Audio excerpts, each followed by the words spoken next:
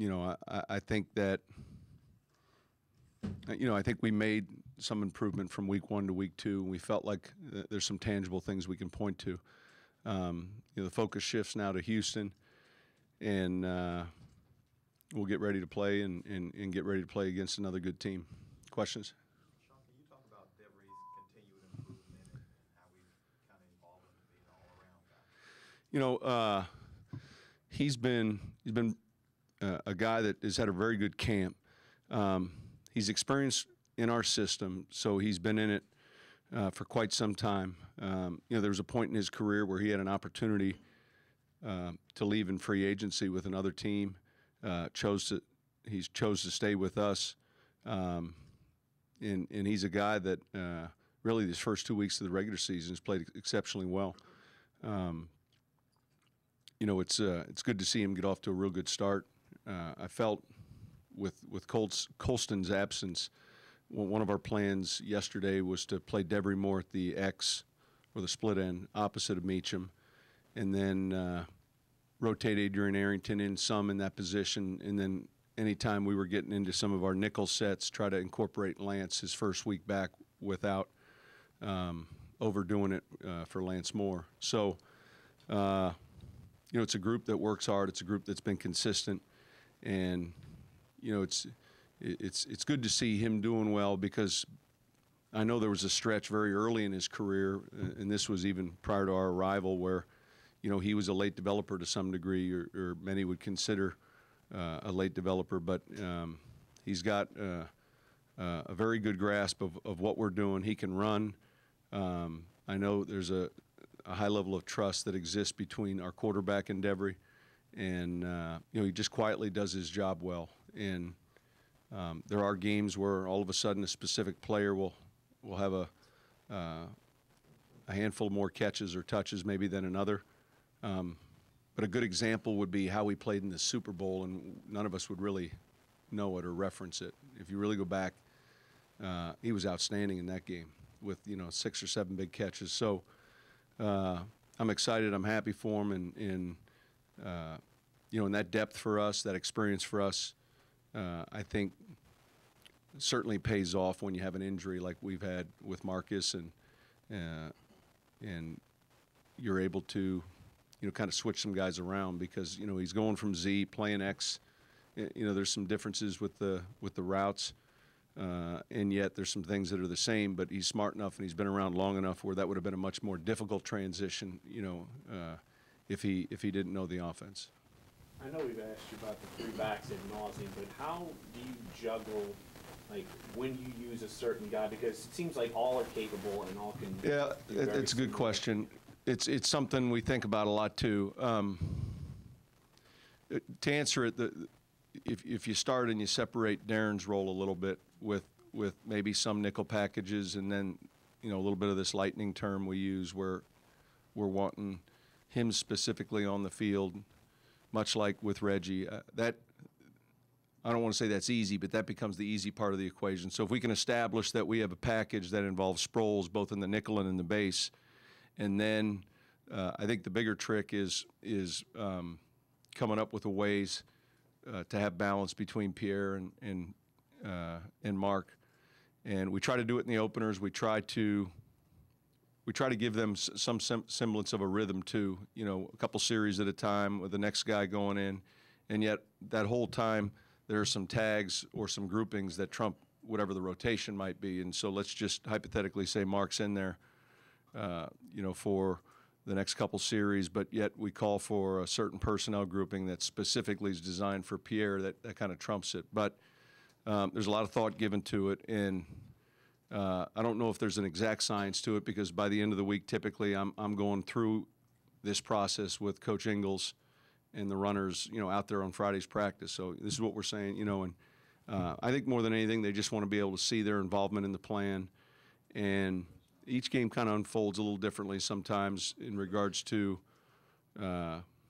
what you're in or what you're wanting to be in, but it's kind of a work in progress, and it's an ongoing challenge for us as coaches to come away from a game and feel like, hey, did we get this player enough opportunities to do some of the things he does well? And That's what we're trying to do, and it's not always perfect, but those guys have handled it well, and it helps that those players that we're talking about are very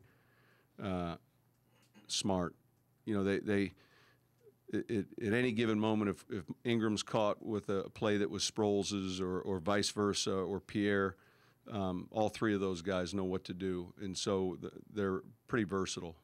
You feel like you've handled it well so far? I know it's a limited sample, but you feel like you've handled it well? You know, it's like I said, it's a work in progress, and you just continue to try to keep them involved, and so far we've been pleased with the mix.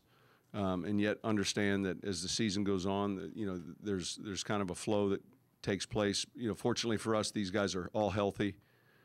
Sometimes those decisions become a little easier because of someone's health, but in their case, all of them are moving around and playing well. Can you talk about the growth of Jimmy Graham, where he's at now compared to where he was at this point last year?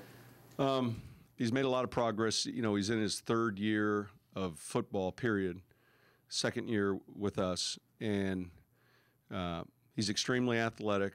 I would say, and when we talk to people that come cover us, the one thing that kind of separates him is it's very important to him. He's extremely driven and extremely coachable. You know, he wants to be special, and he wants to be good at what he's doing, and so when it comes from a veteran player like Drew or one of the other tight ends, Dave Thomas, or a coach, you know, he's very eager to please, and that, along with, you know, his football IQ, which is extremely high, I think, and his skill set, he's a very good athlete. Those are all good attributes that give him a chance to be an elite player. So we're excited. You saw his growth, you know, probably the last third of the season last year. He really started coming on in his rookie year, and has certainly continued that, you know, in the 11 season to start. Sean, a number of the defensive players said yesterday that for their psyche, it was good to see that what Greg Williams was calling, unlike in week one, it was actually working very effectively. Could you speak on that? Yeah, I mean, I think all of us, you know, you go through different times, and all of us want that confidence. You know, there are a number of times that I can recall looking down on the play sheet, and there's some games, you know, you have 120 plays in front of you, you don't like any of them, and there's some games you like all of them, and the 5 other ideas that guys have during the course of the game, and so I think that's no different than on defense or with our defensive players. It was great to see. It was great to see their energy, their effort. I thought as that game went on, it just continued. The momentum continued to build, and they kind of fed off each other and fed off of Greg and the defensive coaches, and you know, that was a big game for us as a team, and it was certainly a big game for us defensively, because we felt that could be a big edge or advantage for us in that game, and it ended up being one. So it was a big reason why we won. You know, the turnover, I think, was probably one of the more pivotal plays in that game. The fumble, and then us being able to take it and convert and score a touchdown. That's a big swing. So, you know, we were pleased and excited. This week, Will Smith comes back. He applies for reinstatement. You know, and I probably middle of the week we'll have an idea of whose roster spot we have to replace. But it'll be good to get a veteran player, a captain, back in our lineup. And you know, this is going to be the team we're playing this week is outstanding offensively. And so, you know, we're going to have another good week of practice, and you know, hopefully today and tomorrow the players get some rest away from it and get ready to go on Wednesday.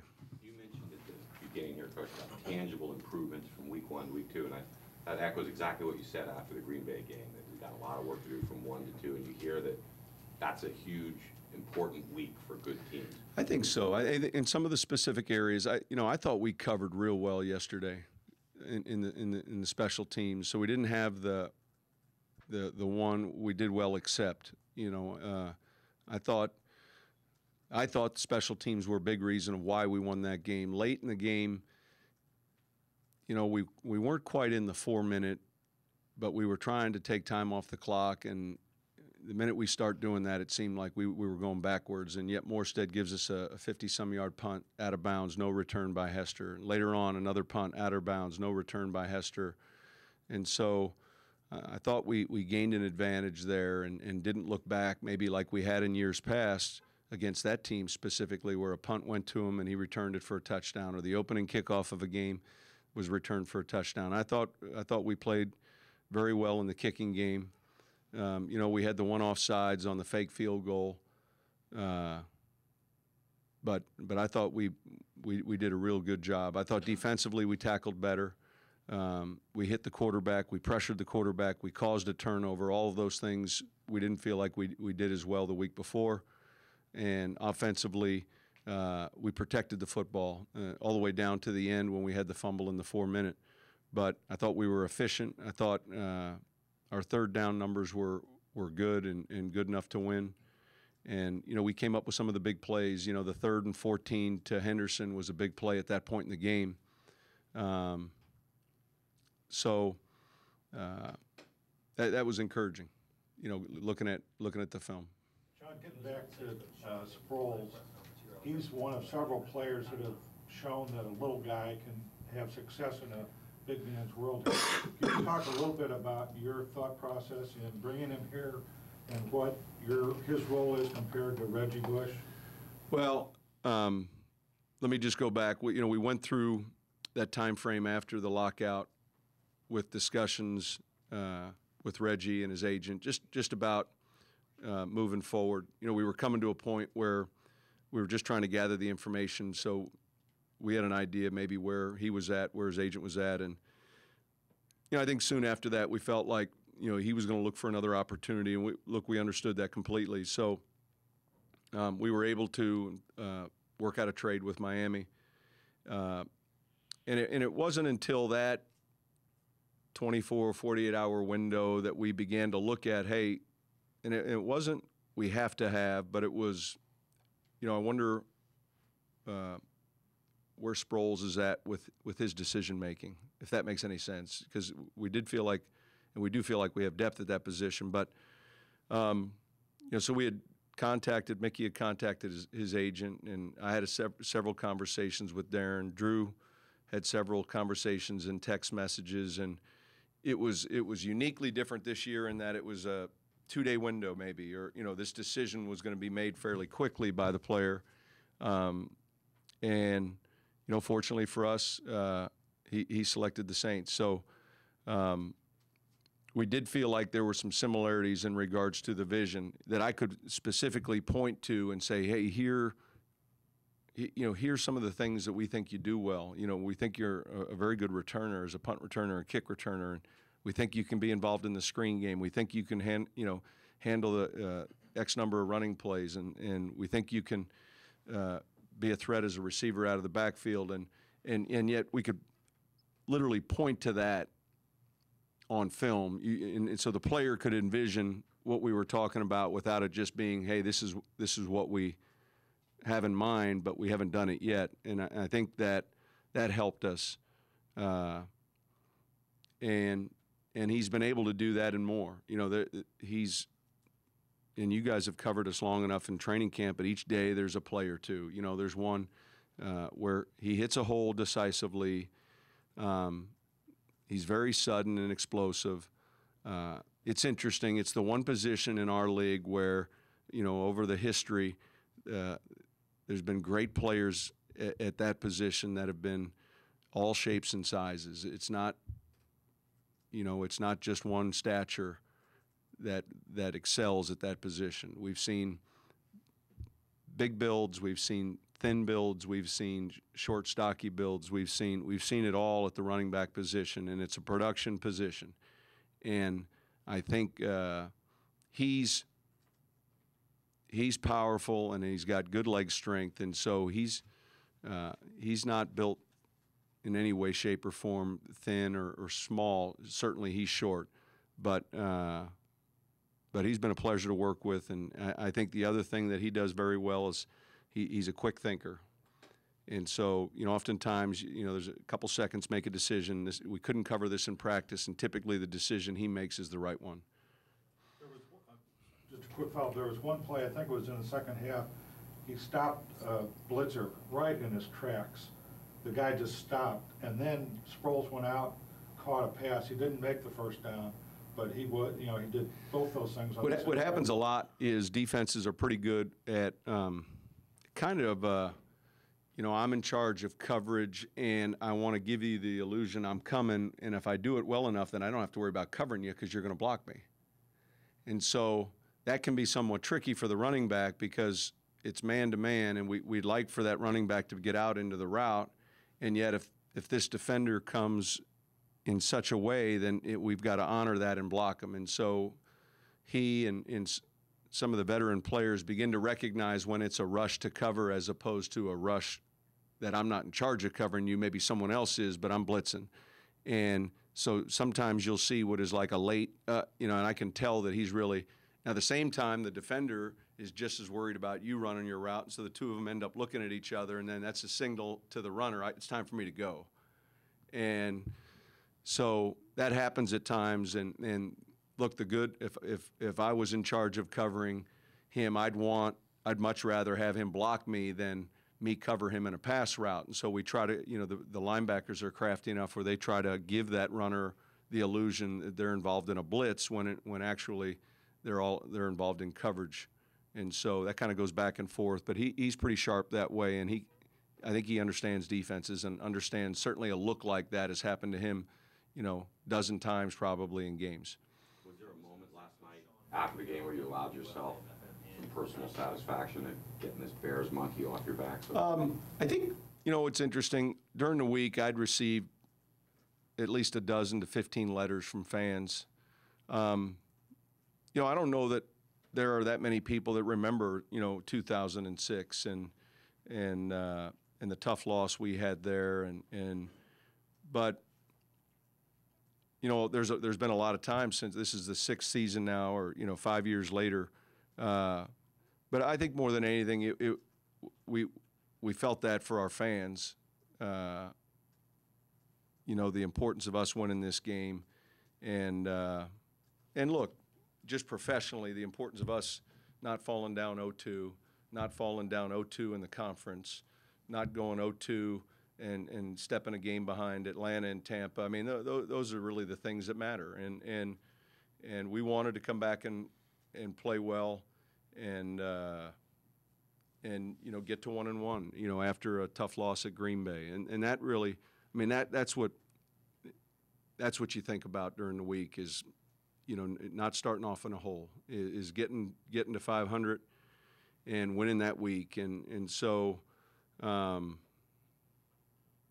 that's the biggest thing I think that drove all of us, the players, the coaches, of just making sure that we got this home opening win. And then we kind of went through the history of home games at the Superdome, and then how that history has changed over the years, and then where we're at with it, and the importance of us playing well, when we get a chance to play at home.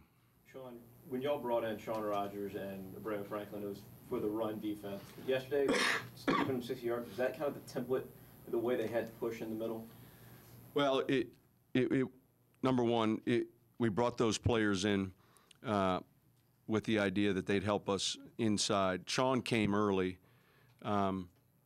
Abreu, his signing, I would compare more to Darren Sproles' signing in that, you don't know how the period's going to go this year after the lockout ended, how quickly, and all of a sudden, Remy, who's played well for us, has signs a contract with another team, and so both of those guys had good snaps for us yesterday. Both of them are experienced players that have played in Pro Bowls that want to win, and that was the common denominator that I heard, through this process of bringing players in, is we want to win a Super Bowl. We want the opportunity to win, and that's encouraging. And so they bring experience, and they bring a skill set that allows them to do a certain thing well. When they're playing like they did yesterday and creating double teams, how much does that help the linebackers and the defensive ends? Well, I think it helps them a lot. I think John Vilma would say that you know, his biggest ally is a guy that can take up blocks inside, and that allows him to become the tackler. So I think it's critical. How much do you juggle when you're, of course, you played the Texans preseason, but then they have two game tapes already. How much do you juggle looking at that first half where the stars played compared to what they've done in these first? Well, I think this is a new it's a new defense, same offense, Larry, and so what we'll do is from a scouting report on their defense, the two games they've played this regular season, we'll go into the cut-ups, and then the preseason games, we might take the first half of week one, all of two, all of three, and then the last, maybe not any of four, but so there's a smaller sampling of what they do defensively, and yet a pretty consistent sampling in regards to two games, and then whatever we choose off the preseason. Now, offensively, there's a bigger sampling of what they do because it's remained intact, and so we'll look at that and recognize that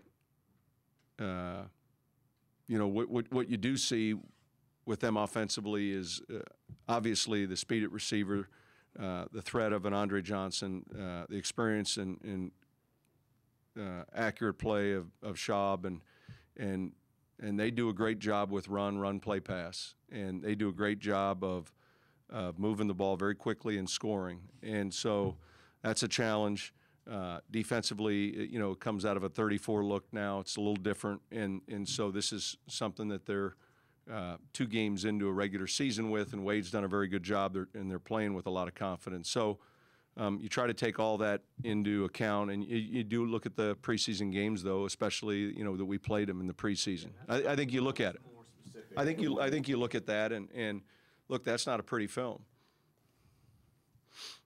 That wasn't real good. So.